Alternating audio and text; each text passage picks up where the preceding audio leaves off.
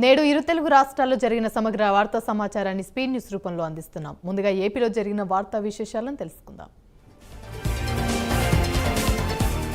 పులివెందుల్లోని CSI చర్చిలో Christmas వేడుకలు ఘనంగా జరిగాయి. ఈ వేడుకల్లో సీఎం జగన్ కుటుంబ సభ్యులు పాల్గొన్నారు. సిఎస్ఐ చర్చిలో ప్రార్థనల అనంతరం ముఖ్యమంత్రి YS Jaganmohan Reddy cake cut చేసి రాష్ట్ర ప్రజలందరికీ క్రిస్మస్ పండుగ శుభాకాంక్షలు తెలియజేశారు.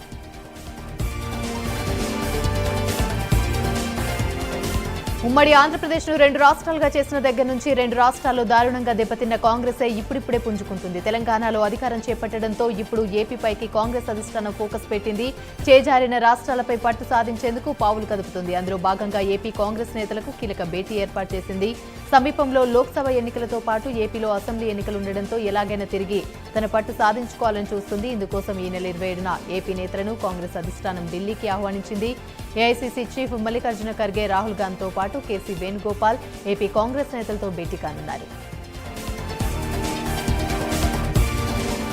కాకినాడ జిల్లా జగ్గంపేట వైసీపీ ఎమ్మెల్యే జ్యోతుల చంటిబాబు టీడీపీలో చేరడానికి రంగం సిద్ధం చేసుకున్నారు. టీడీపీ పెద్దలతో ఇప్పటికే ఆయన ఈ మేరకు చర్చలు జరిపారని తెలిసింది. 2009-2014 ఎన్నికలు జగ్గంపేట నుంచి టీడీపీ తరఫున పోటీ చేసి జ్యోతుల చంటిబాబు ఓటమి పాలయ్యారు.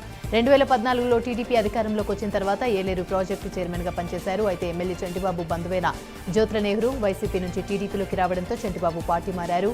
వచ్చే ఎన్నికల్లో జగ్గంపేట నుంచి వైసీపీ టికెట్ ఇచ్చే పరిస్థితి లేదని క్లారిటీ రావడంతో చంటిబాబు టీడీపీకి చేరాలని నిర్ణయించుకున్నారు. విశాఖ జిల్లా సింహాచల దేవస్థానం ఘాట్ రోడ్లోని వాహనాల రద్దీ ఒక్కసారిగా పెరిగింది. అప్పన్న తొలి పావరచ నుంచి సింహగిరి పైదాకా వాహనాలు నిలిచిపోయాయి. ట్రాఫిక్ క్లియర్ చేయలేక పోలీసులు చేతులెత్తేశారు. దీంతో వాహన చోదకులు భక్తులకు ఇబ్బంది పడుతున్నారు.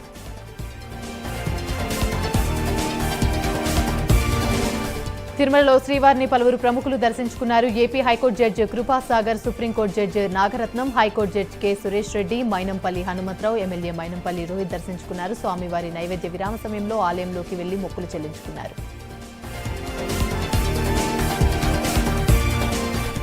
ఉమ్మడి కర్నూలు జిల్లాలో వైభవంగా క్రిస్మస్ వేడుకలు జరిగాయి. కర్నూలు నగరంలోని సి క్యాంప్ చర్చి, బుధవారపేటలోని బిషప్ చర్చ్, నంద్యాలలోని చెక్పోస్ట్ వద్ద ఉన్న చర్చిల్లోని క్రిస్మస్ వేడుకలు నిర్వహించారు. చర్చిలో ప్రత్యేక ప్రార్థనలు చేసి ఒకరినొకరు శుభాకాంక్షలు చెప్పుకున్నారు.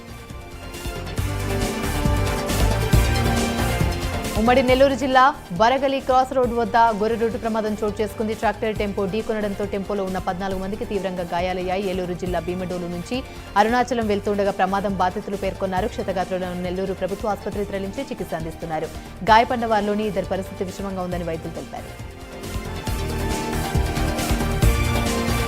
గుంటూరు జిల్లా అమరావతి రోడ్లోని జనసేన పశ్చిమ నియోజకవర్గ కార్యాలయాన్ని ఓనబోయిన శ్రీనివాస్ యాదవ్ ప్రారంభించారు. గుంటూరు పశ్చిమ నియోజకవర్గంలో ఈసారి జనసేన టీడీపీ అభ్యర్థి విజయం సాధిస్తారని శ్రీనివాస్ యాదవ్ ధీమాను వ్యక్తం చేశారు. చిలకలూరుపేటలోని చెల్లని రూపాయి గుంటూరులో ఎలా చెల్లుతుందని మంత్రి విడుదల రజనీ ఎద్దేవా చేశారు. చిలకలూరుపేట ప్రజలకు ముఖం చూపించలేక మంత్రి రజనీ గుంటూరు వచ్చారన్నారు. కనీసం కోవిడ్ సమయంలో కూడా అక్కడి ప్రజలను పట్టించుకోలేదన్నారు. తాను ప్రజలకు, కార్యకర్తకు అందుబాటులో ఉండి విజయం సాధిస్తామని ధీమాను వ్యక్తం చేశారు.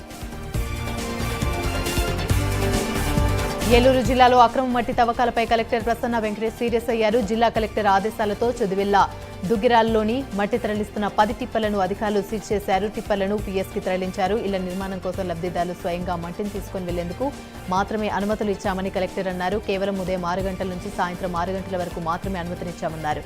లబ్ధిదారుల ముసుగులోని అక్రమంగా మట్టి తవ్వితే తప్పకుండా చర్యలు తీసుకుంటామని ఏలూరు జిల్లా కలెక్టర్ ప్రసన్న వెంకటేష్ హెచ్చరించారు.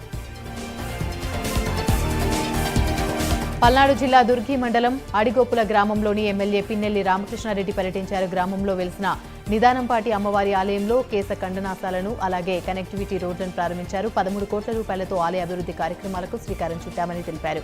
రాబోయే 50 సంవత్సరాలను దృష్టిలో ఉంచుకొని ఆ కాలానికి కూడా సరిపోయే విధంగా ప్లాన్ చేశారన్నారు.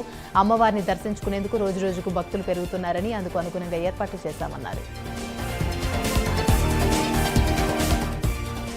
నెల్లూరు జిల్లా సంతపేటలోని సెయింట్ జోసెఫ్ చర్చిలో ఘనంగా క్రిస్మస్ వేడుకలు జరిగాయి. ఈ వేడుకల్లో మాజీ మంత్రి నారాయణ, రమాదేవి దంపతులు పాల్గొని ప్రత్యేక ప్రార్థనలు చేశారు. వీరికి చర్చి పాస్టర్లు ఘనస్వాగతం పలికారు. ఈ సందర్భంగా ప్రజలందరికీ నారాయణ, రమాదేవి దంపతులు శుభాకాంక్షలు తెలియజేశారు. యేసు ప్రభువు అనుకరించి శాంతియుత జీవనం, శత్రువునైనా క్షమించే గుణం అందరికీ అవసరమన్నారు. క్రీస్తు బోధనలు ఎప్పటికప్పుడు మనుషులందరినీ సన్మార్గంలో నడిపిస్తాయని మాజీ మంత్రి పొంగూరు నారాయణ తెలిపారు. ఎన్టీఆర్ జిల్లా విజయవాడ బెంజ్ సర్కిల్ వద్ద కాసేపు ఉద్రిక్తత నెలకొంది. కాకాని వెంకటరత్నం వర్ధంతి సందర్భంగా వేదిక వద్దకు వచ్చిన కాకాని ఆశయ సాధన సమితి వ్యవస్థాపక అధ్యక్షుడు కాకాని తరుణ్, మాజీ ఎమ్మెల్యే యలమంచిలి రవి అనుచరులు అడ్డుకున్నారు. బెంజ్ సర్కిల్ వద్ద కాకాని విగ్రహాన్ని తొలగిస్తున్నప్పుడు పోరాడిన వాళ్ళని పక్కన పెట్టి రాజకీయ లబ్ధి కోసం ఇప్పుడు తరుణ్ వచ్చారని యలమంచిలి రవి అనుచరులు మండిపడ్డారు. కార్యక్రమానికి ముఖ్య అతిథిగా హాజరైన జై భారత్ నేషనల్ పార్టీ అధ్యక్షుడు లక్ష్మీనారాయణ సమక్షంలోని రచన